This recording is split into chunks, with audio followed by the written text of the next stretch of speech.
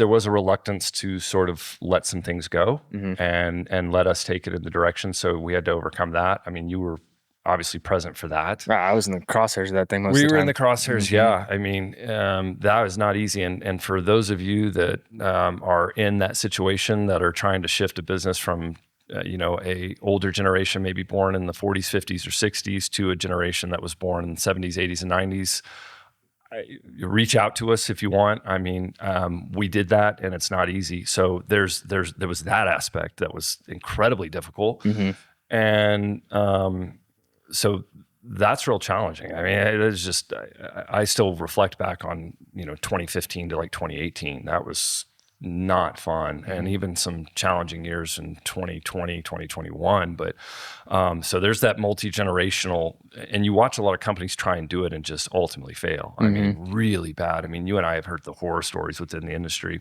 of some competitors that just father gets pitted against son, and husband against wife, and it dissects over money, and we're just like, and we always look at it the same way, oh man, that's so sad. So it takes a lot of communication, a lot of humility. I do know that when I've acted in areas of self-interest, that never really pans out well for me. When I let go and say, I'm not going to act in a way that's in self-interest, but I trust God that things are going to come out okay, they usually do. And they may not be in the time frame that I want, right? That might be over a period of time.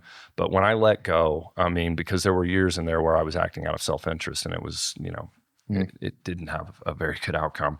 And when I yield and say, I'm not going to act in self-interest, it's always in the long run played out. It might have been uncomfortable up into that, but if I just let go and say, the right thing will happen, let me just yield here and see what happens, I usually have had good experiences with that. But man, when I try to insert my will, and I think I did in some years in the past, and we all did, and there was contention, between moving the company from one generation to another. Yeah, we all got fired at one point.